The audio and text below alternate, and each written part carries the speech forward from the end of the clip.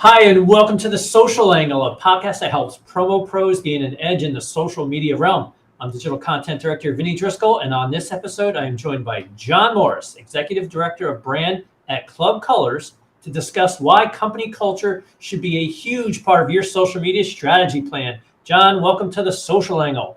I am thrilled. Thank you so much for having me on. Let's get social, man.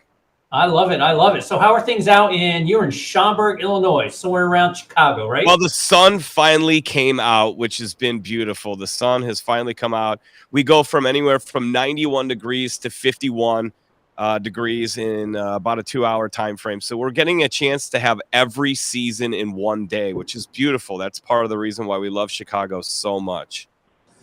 Wow. So did you guys have that incredible heat last weekend? Yeah, we did. It got really, really hot, and then it rained a whole bunch, and then it got cold. Yeah, same with us. We had a brutal 55 out right now, and it's a few days from June. It's 55 degrees out. Yeah, it's a chilly day for us here, but we had a 97-degree day on Saturday. It was brutal. I had a T-ball game with my son, and I was just like, oh my God, this is too soon. Enough. But anyway, we have a great topic today. We are going to talk about integrating culture into your social media. But before we get started, John, please take a minute to introduce yourself and how you found your way in the promo industry. Yeah. Hey, everybody. Again, my name is John Morris. I'm the Executive Director of Brand for Club Colors. And again, we're a full-service brand management firm focusing on sourcing, distribution, decoration, kitting, fulfillment, pretty much anything you can think of that you want to put a logo on. We can, from concept to doorstep, take care of our clients. We are split down the middle between college and corporate as far as our client base. How I got to the promo industry, I don't know. Some universal power sent me here, I think. I came from consulting and investment banking. I was looking for something that fulfilled my heart, my mind, my creativity. Investment banking, there's not a lot of creativity, by the way. So I had been looking for different careers, actually accepted a role with another marketing company in a completely different genre of marketing as a VP of sales. And Club Colors called me 2 days into the orientation. And I said, you know what, I got to hear this out because I had applied for the role there prior to this role, but I didn't hear back from them. Oddly enough, the call kind of took a weird direction in that they said they were calling for an account manager. And I was kind of like, with all due respect, I've kind of been in the sales game for X amount of years. I've been in sales management. I feel like, you're kind of sliding here. And then our HR manager at the time looked at what she was calling about, went, oh my gosh, I'm so sorry. I was calling about the sales manager role. And I'm like, all right, now we're talking. Let's talk here. So I went in and interviewed with Chris Tossi, who's a co-CEO. And we hit it off. And I met with his partner, Jeff Balmain. Later, the next night, we met at a restaurant. They like to have like their second or third interview in a social setting to see how you act in a social setting. I mean, it's one thing to sit down in a boardroom and you're corporate, right? But they want to see how do you interact, how do you flow, and how do you engage on a different level. And so about halfway through the interview, they asked me a question about how do I manage prima donnas? And my answer to that, I think, got me the role. I said, well, the first thing you have to do is determine whether or not they're a prima donna or a thoroughbred. And they said, interesting. And they said, well, what's the difference? I said, a thoroughbred, you don't have to whip, right? And a prima donna, you whip right out of the building. And so that was kind of the answer that got me the role. And Jeff reached his hand out and said, the job is yours if you want it. I accepted it, got in the car, called my wife. My wife said, how'd it go? I said, I got the job. She said, great. What's your title? I said, I don't know. She said, well, what are you getting paid? I said, I don't know. She said, well, how the hell did you accept the role? I said, these guys are amazing. I just want to be on the team. I just want to be on the team, whatever it took. And then we worked out all the fine details after that. So it worked out pretty well. That's awesome. How long have you been in the industry? I've been in the industry for 4.5 years. So I started November 2016, November 11, 2016 with 2016 with Club Colors. All right. So yeah, just over, I guess 5, coming up on 6 years. So you're, 5. Yeah. Yes. It's crazy. It's funny. I ask people how they found their way into this industry. And I love the stories because a lot of people don't know about this industry unless they grew up with it.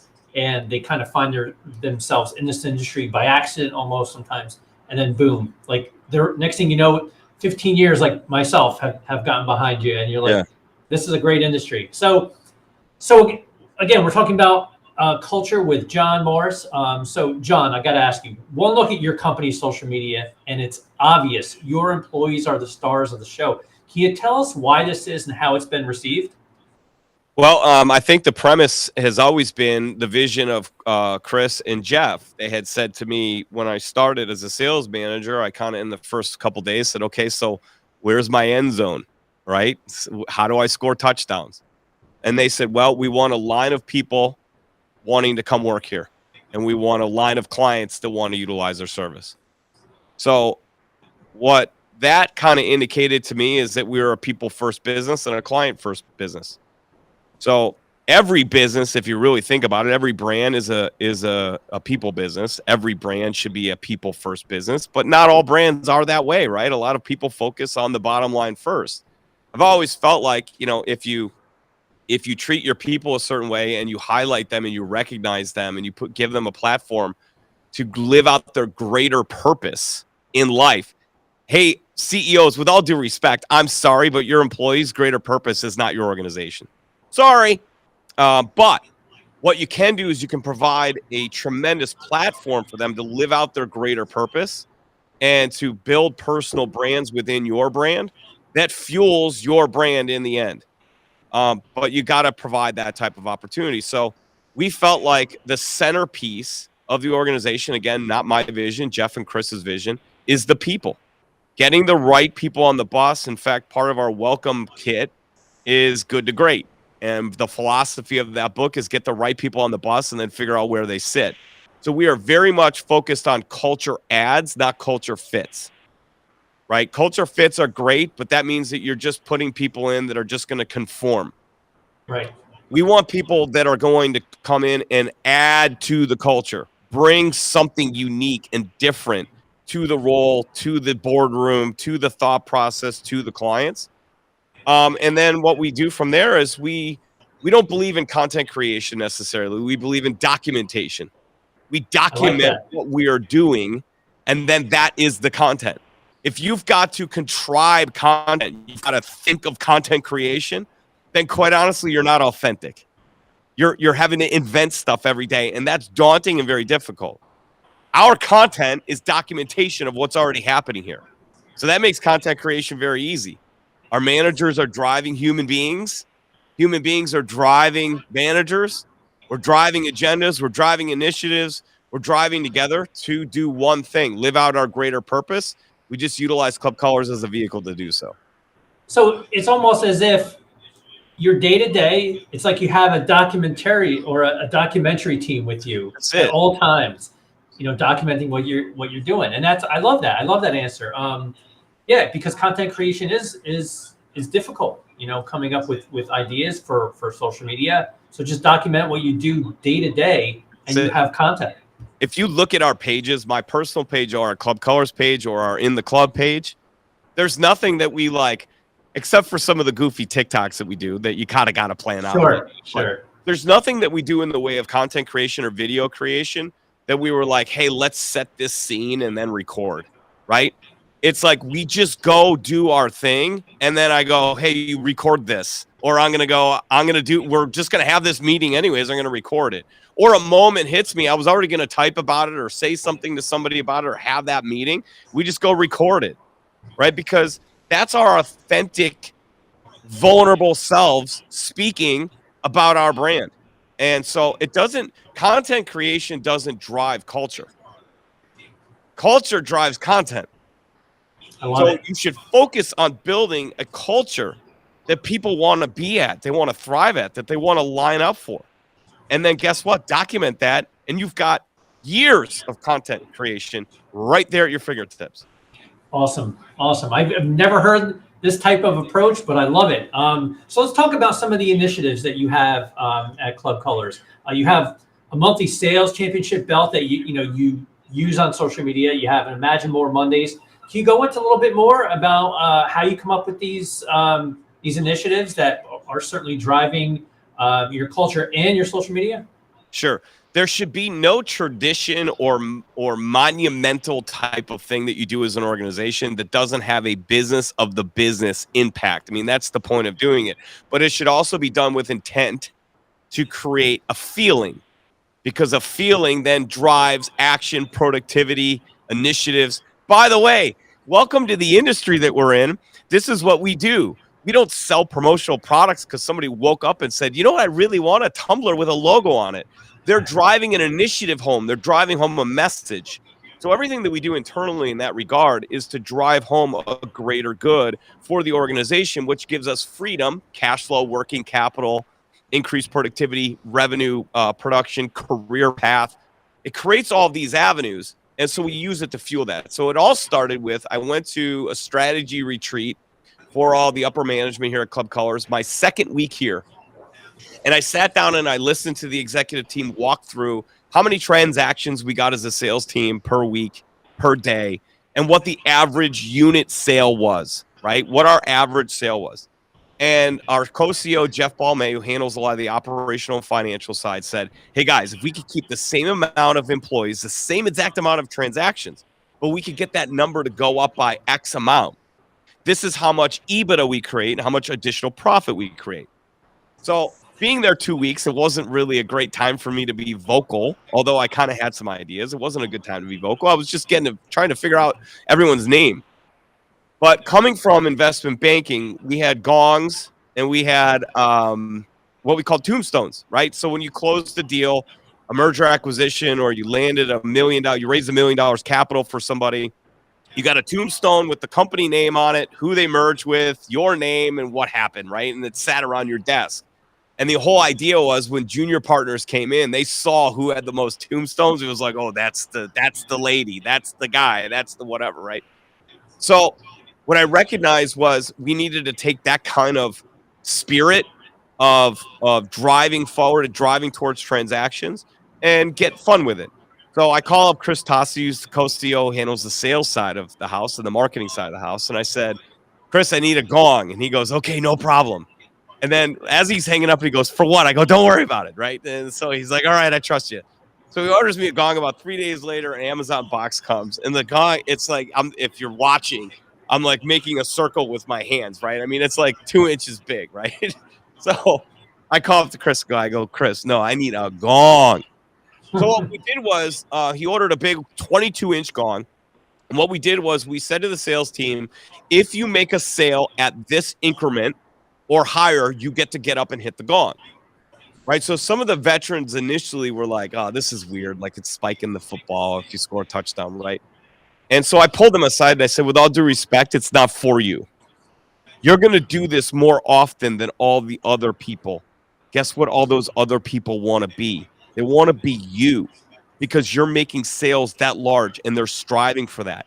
Guess what you're going to do? You're not just going to get up and hit it. You're going to get up and explain how you did it, why you did it, and then hit it. So now every little time you achieve that goal, you're getting some recognition, whether you like it or not. But what they're getting is a little bit of a lesson as to how to chase you.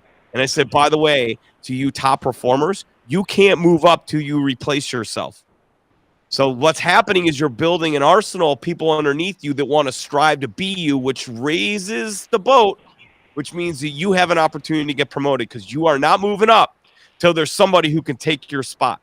Sure. Make a long story short, our average sale went up by $250 over a 2-year span per transaction, which helped to grow the company. So when somebody gets a sale of that increment, they get up and hit the gong. We then turn that into what was the next thing that we were going to do? We needed to put people on a pedestal that were hitting their monthly numbers or exceeding it. And what I always tell the sales team is hitting your budget, right, is not an achievement. That's the minimum standard of performance. Minimum standard of performance is hitting your budget. Right.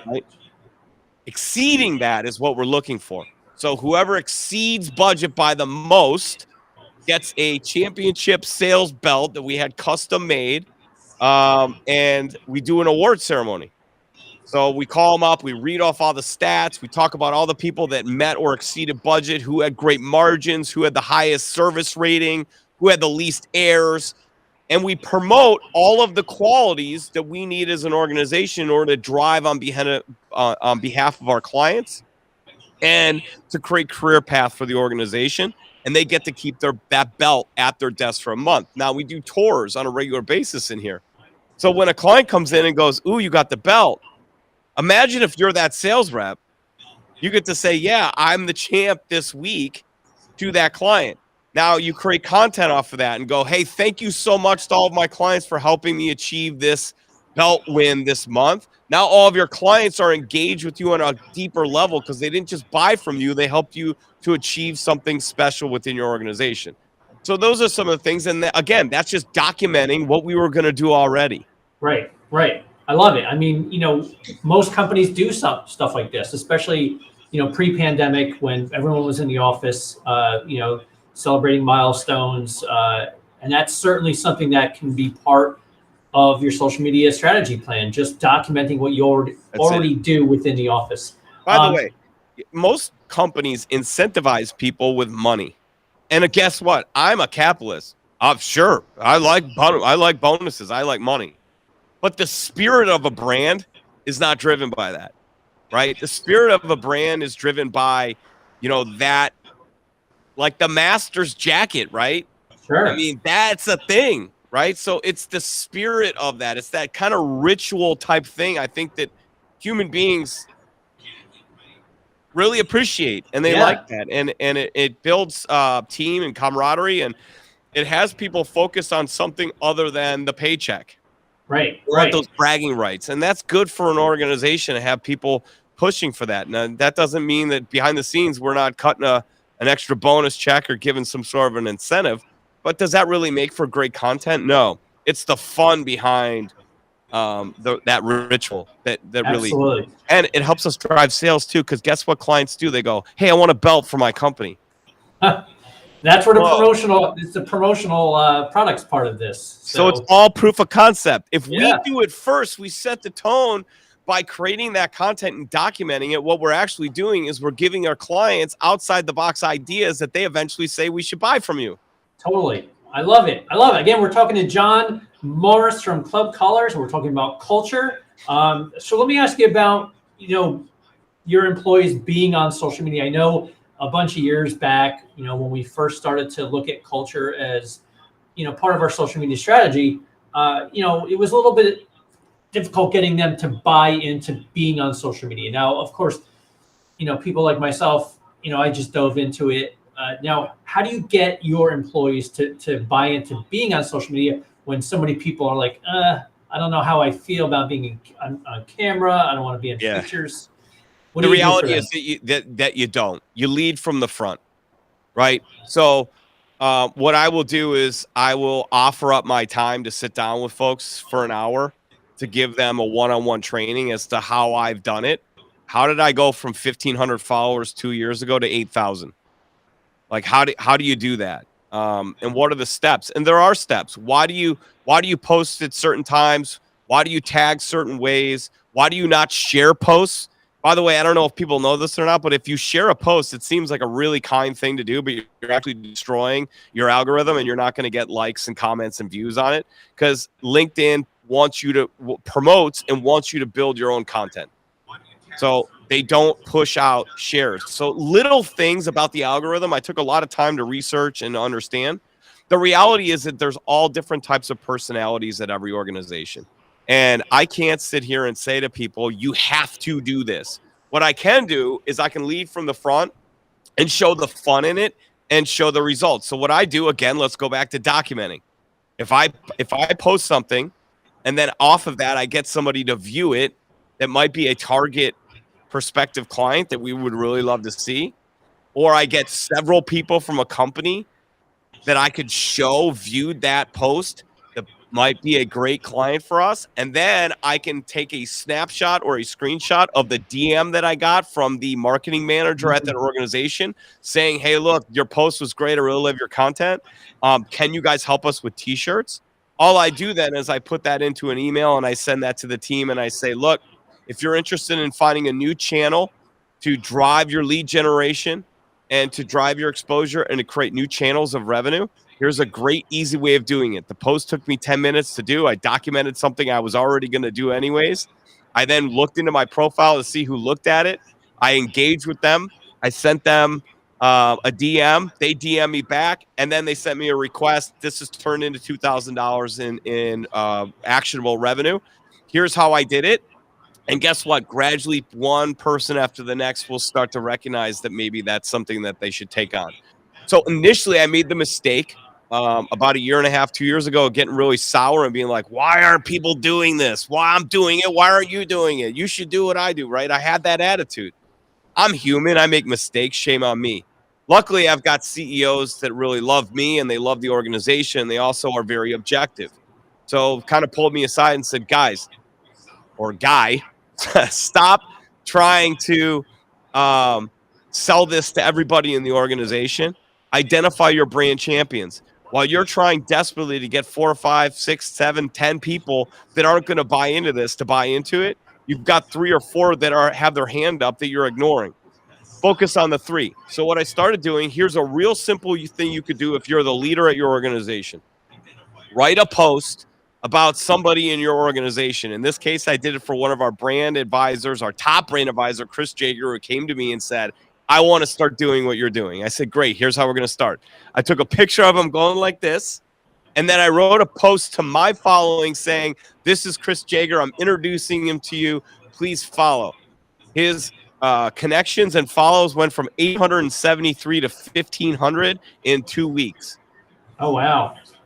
And so that's a real easy way. If you're the leader at your company, you do that, and you've got people that you want to champion, that want to champion your message, champion your brand, it's real easy. Write a post about them, introduce them to your following. Your following, if they follow you, they love you, they like you, they're engaged with you. They'll then say, hey, this is really cool. I'm going to follow that person. And then guess what? You've now really done what the intent of social media is, which is to connect souls together, connect people together, commonality, and to support each other. And so that took off. Then he starts sending messages to me and to the team saying, hey, I started following John's formula. Guess what? I just got a sale because of it, or I got a new connection, or I just got introduced to 3 people I couldn't get a hold of through the phone. So let's talk about sales. And I think that this is an important segue because for most businesses, the bottom line is the common denominator for all of their endeavors, and social media being one of them. How do you guys measure the success of your social media? Are you looking at it from a purely bottom line perspective, or are you saying, you know what, it doesn't matter what sales we get. We want brand awareness. We want to stay top of mind. What are you looking at there? All of it. First off, brand impressions. Second, I think migration to our website. And then third would be, how many additional proposals can we trace back, right? Trace back to that's where it originated. It didn't come through in our current client book. So, every company has a CRM. So when you have a new name that you're entering into the CRM, a prospective client you're entering into the CRM, just tag it as it came from social. Sure. It didn't come from the traditional book of business or methodology of calling out or email blasts or whatever. You should tag everything that you do and be able to trace it back to how it originated. So that's how we do it. But really what it comes down to is brand impressions.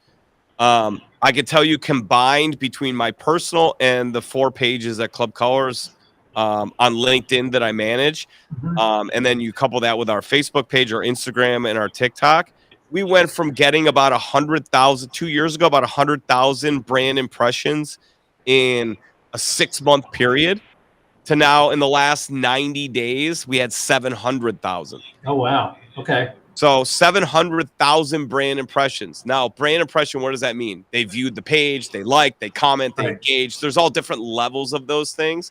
But what you're really looking at is, am I getting the message out to enough people to be able to make the sales funnel work? Sure. So if you're in sales, think about it this way.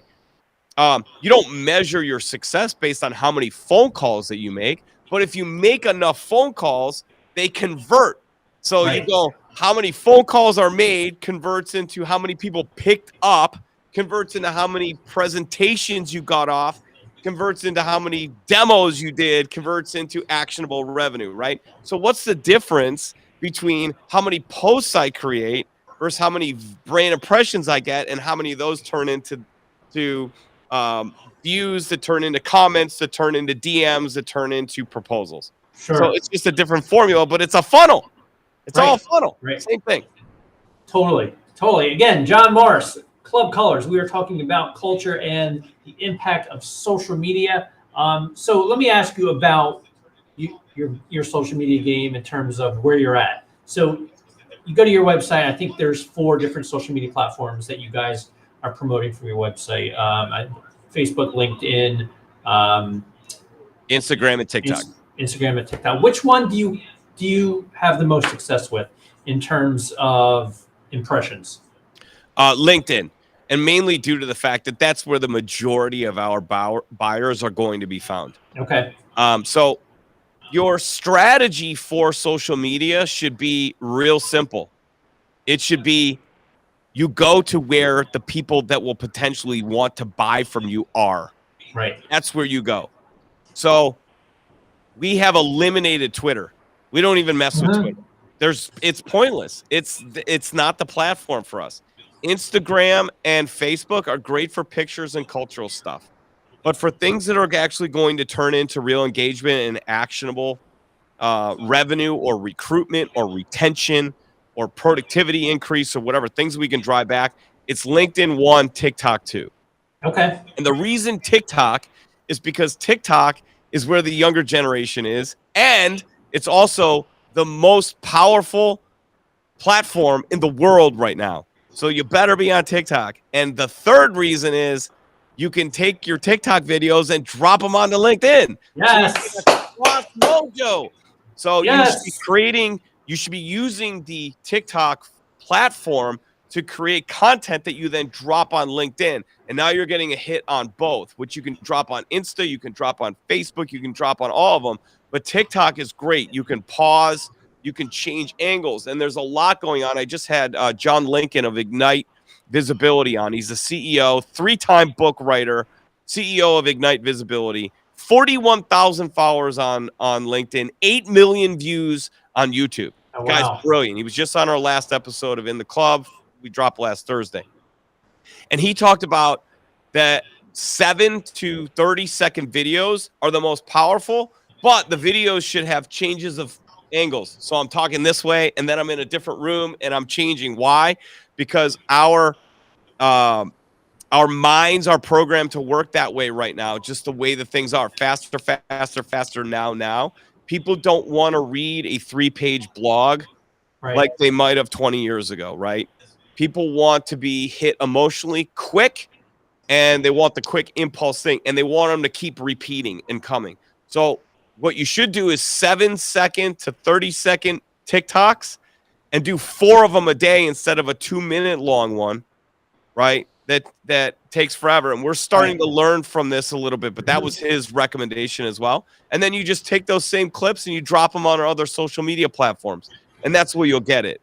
Yeah, I've been preaching that for several months now, because TikTok Studio is the most powerful of all social media platforms. And the way that they allow you to repurpose that content onto other networks, all they do is really watermark it. They put their they put their logo on there. That's Good it. for them. And you keep all of your studio work in your videos. And I say, if you're creating content in TikTok, but your audience is not in TikTok, that's okay.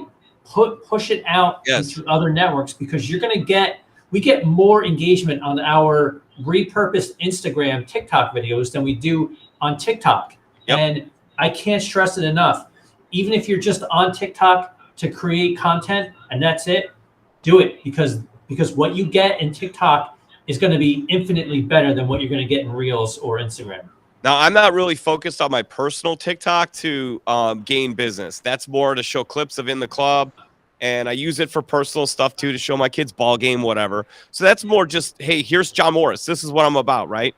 But our Club Colors page is a lot of cultural stuff, and it works fantastic for recruiting because we are recruiting entry-level salespeople, typically 1 to 3 years straight out of college. Our market is college, right? So it shows that we are fresh, we're fun, we're exciting, we're in the now, we're cutting edge. And then we can take that same video that we just post the video on TikTok, and it's fun and exciting. It's got great music behind it. It's got visuals and effects and all these things that TikTok provides. But we can take that same video and put it on our LinkedIn and then write text about it saying, this is the beauty of the Club Colors culture. Sure. This is what you can expect in the workplace. Da, da, da, da, da. And that allows us to show thought leadership while at the same time entertaining. So it's like education and entertainment mashed into one. And that shows fantastic brand attention.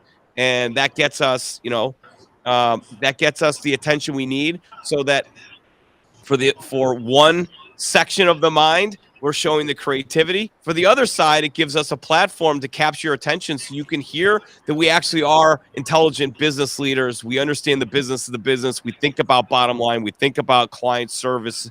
We think about production and scheduling and all of these different things. But none of those things are relevant unless we get your attention to hear us first. Right. So you mentioned your podcast in the club. It's also part of your social media strategy plan. Yeah. When I go to your platforms, I see you promoting it. So can you tell us about the podcast and how you incorporate culture into it? Yes. So the podcast was designed with really three main intents. Number one was to promote our clients. The podcast is not promoting Club Colors. It's in the club powered by Club Colors.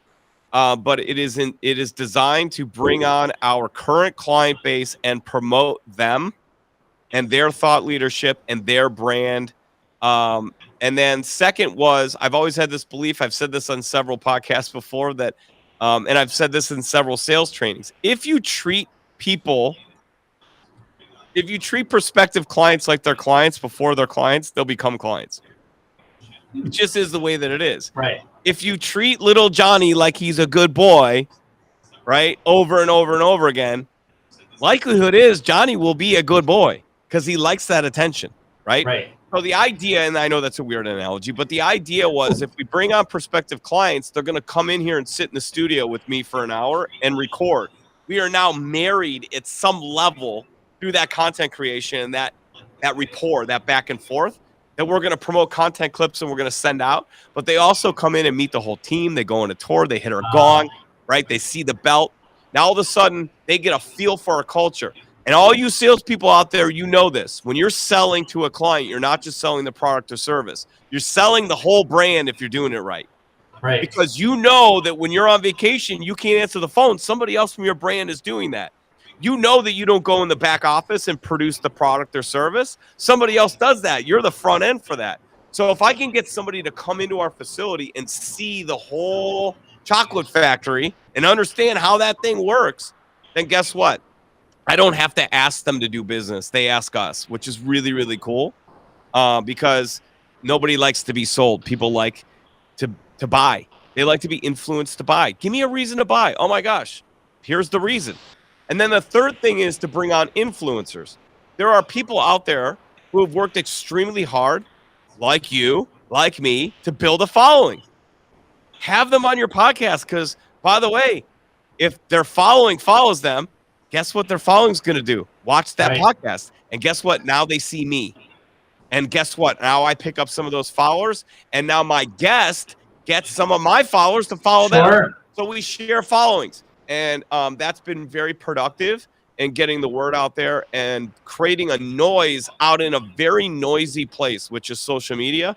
We got to cut through the noise and get people to pay attention because we feel like we have a great purpose and we feel like we should be paid attention to because we're doing all the right things. At least we believe that to be true, and we know that in our heart and mind.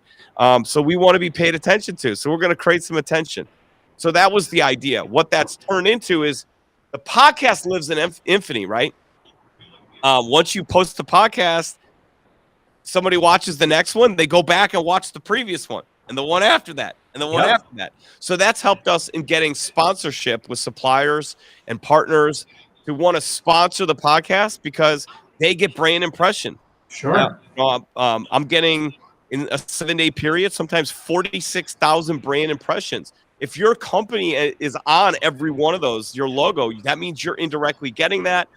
Plus, we put your information in the description. Sure. I tag you on every piece of content I create. So now those sponsors are getting people to drive to their website and to see that traffic. It's pure advertisement. It works very well. And what this has done is allowed us to show thought leadership on a different level, which has caused people to go to our website at a much higher level than ever before. And it's also allowed clients, prospective clients, and just the market in general to know who's steering the ship, who is behind the curtain, right? Right. Who's making the decisions. And at the end of the day, if you look at successful businesses over time, you almost always know who their CEO is and what their thought process is. And that's what branding is. I love it, John. This has been an awesome conversation. I really appreciate your time today. I could probably talk for another 45 minutes with you about social media. But I do have one final question. I've thought about this, and I'm going to hit you with this one. I always end my podcast with a fun question. Sure. Let me ask you this. What is your favorite piece of branded merchandise? Oh, boy. My favorite piece of branded merchandise. Let's see here. That's impossible. That's impossible. I have two. Can I give two? Sure. Go for it. Number one is Tim Mason from Fossa Apparel. Called me up in December of last year, and I was home. It was around Christmas time. He said, "How can we work together?"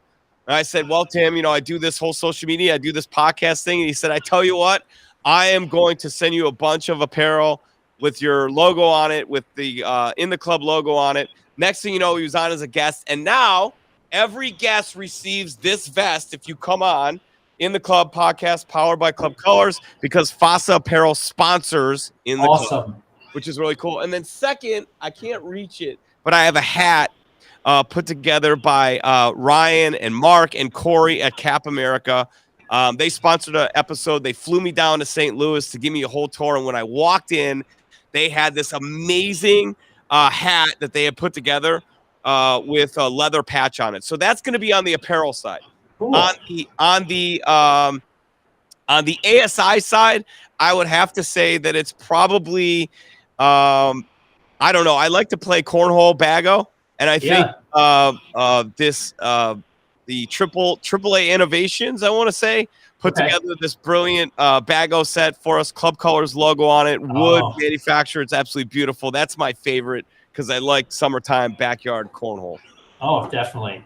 That's great answers, John. I know I put you on the spot for that. I could probably, talk about some of my favorite T-shirts that I've got from years past. T-shirts are my thing. I've got one, the Colorado logo on it. Love it. To me, I feel like T-shirts are my bag. But again, thank you for your time today. If anybody wants to get a hold of you, how can they do so? Yeah, real easy. You can send me an email at jmorris@clubcolors.com. Check us out on all of our pages, the Club Colors pages. If you're looking for me on LinkedIn, I will absolutely connect with you. You'll see a clover in front of my name and behind my name on John Morris. A lot of people think that's because I'm Irish. I am, in fact, Irish. That's not why. It's because I'm getting rid of all those bots who send me 6-paragraph emails in my DMs and think that I'm going to engage and do business with you. If you don't have time to write me a personal note, I don't have time to do business with you. So I put the emojis up there to weed out all the bots and what we like to call pitch with a P, slaps. No more pitch slapping on social media. Use social media appropriately. Be a good human. Connect with somebody, support their content, and then let's talk about whether or not we should do business. Don't just send me a DM and want to do business with me. Get to know me first, and I promise you I'll do the same with you. That's a whole episode in itself. I always talk about, these unsolicited DMs and how annoying they could be. I even created a TikTok about it. It's lazy. It's lazy, let's be honest, and it needs to stop. Stop doing it. Yep. I'm sorry, I love AI. AI should not be used for that in that regard. Stop it. Send a personal note if you want to do business and get to my heart. And if you get to my heart, then you'll get to my mind. Then you'll get to my pocket. There you go. John Morris, everyone. And if you want to check out really good social media game, go to, clubcolors.com? Clubcolors.com. All of our social media gets automatically put on our website. And all of the YouTube versions of our podcasts are all up on that page. So if you go to the website, www.clubcolors.com, and there's 3 or 4 bars at the very top right corner. Hit social. Go to that social page. You'll see all of our content creation, TikTok, and things that we put up on LinkedIn and Facebook. And then if you scroll down, you'll see all of our podcasts, the YouTube version, or you could go on Apple or Spotify to check out In the Club as soon as you're done watching this podcast, which you should always watch every week, and then go to ours. Absolutely. All right, John, thanks again for your time. I'm Vinny, and we'll see you next time on the Social